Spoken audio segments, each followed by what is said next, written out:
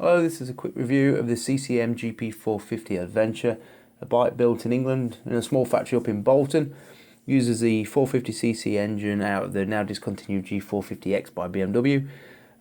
All aluminium frame, Brembo brakes, XL rims, Acerbis plastics, 20-litre tank, weighs just 126 kilos. So it's pitched as a very different machine to the typical large capacity adventure bikes, and that's why it's caused quite a lot of debate over the last year or two on the internet just about its purpose and its point. I mean, it's a lightweight machine with a relatively small capacity engine, which some see as too small for touring or travelling.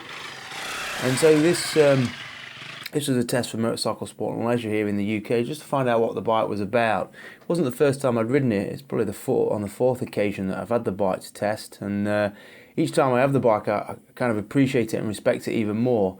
I think one of the concerns is over the engine and the vibrations from the single on a long distance. And I think when you first ride the bike away from the factory, you think, wow, it is a bit vibey, especially through the pegs and the bars, and you think, there's no way this is going to be a long distance machine. Spend a bit of time with the bike, as I had on this test. I had this for about a week. So first day you're kind of uncertain about it, second day starting to warm to it. Third, fourth day, you really get a feel for the bike. The vibrations seem to, you either acclimatise them or they diminish or whatever, or you wear a thicker pair of boots. But that sort of fades away and you start to appreciate the seat comfort, the screen protection, the 20-litre tank, which has got a good range of about 200 miles, which is really good actually. And I did do a 200-mile straight stint on this bike without stopping and found it pretty capable and pretty comfortable. And obviously its greatest strengths is its off-road attributes. This is a quarry just near where we live in Leamington, and it's just a perfect playground for this sort of bike. And people compare this bike, say, that what about KLR 650? Surely it's more dependable and reliable, but a bike like a KLR 650 or a DR 650, even a DLZ 400 is not going to be as agile or as light or as easy to manage as the CCM, and I think that's its greatest strengths. And I think that's where the team in Bolton have done a really good job. They have sort of managed to fuse together a bike that can do long distance travels, that could take you down to Morocco in relative comfort. Obviously it's not going to be like a GS in terms of comfort, but it's going to be manageable and it's going to be relatively comfortable. And yet when you get there, you can really attack some trails and have a lot of fun. And the beauty of the CCM is it's not an intimidating bike to ride. I think the biggest criticism when you first get on it is that it's so easy to stall it. I mean, look, first gear is quite tall, first of 5 gears. First is quite tall, and so you find that you can very easily stall it at low speeds, and even in second you can feel it just dying on you. So you've really got to feather the clutch at all times, anything below 10 or 15 miles per hour. As soon as you acclimatise to that and get to grips with it, you realise just how capable the bike is and how much fun it allows you to have, and how it starts to open up terrain to you that previously you've probably been intimidated by. Like here, I mean, this is third attempt at this climb, and obviously first, second failed, third time up. And it's a bike that's got so many dimensions to it, and I think that's why I really grew to love it actually. Here we have just a quick demonstration of the bike being picked up, just to show how light it is, because I think one of the biggest things is weight on an adventure bike.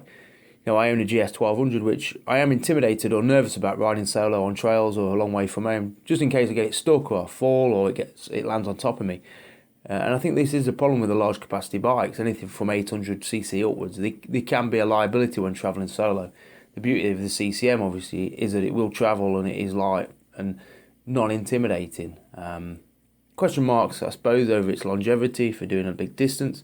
People say the engine was designed for racing and enduro, and therefore it's not suited to long distance work. I mean, they have detuned the engine from 52 brake horsepower to 40, service intervals of 5,000 miles, and surprisingly it's actually a very good road bike, much better than I anticipated. Like I say, initially you think it's quite vibey, but as you adjust to the bike, then it is possible to do the 250, 300 mile per day distances that sometimes are required of an adventure.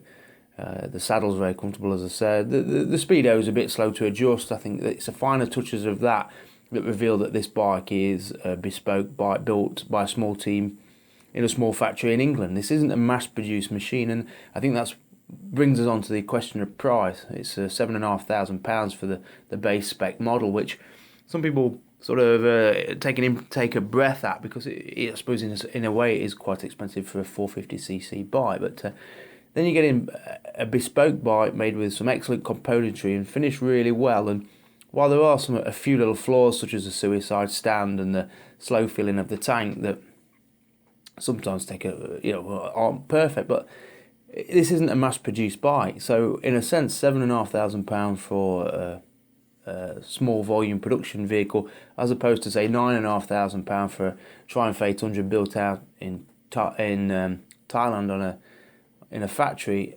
For me, the CCM therefore does stack up against the competition, and I am biased. I quite really enjoy the bike. I've got very tempted to swap the GS for a CCM 450. I suppose I don't.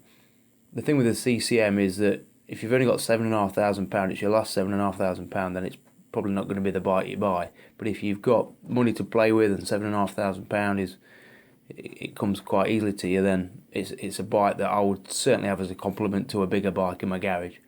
And it probably would end up being the bike I'd use more often, just because it's so easy to get out of the garage and go for a quick spin on. I don't think it's an adventure bike, it's just a very good day-to-day pleasure bike. Enjoyed it a lot.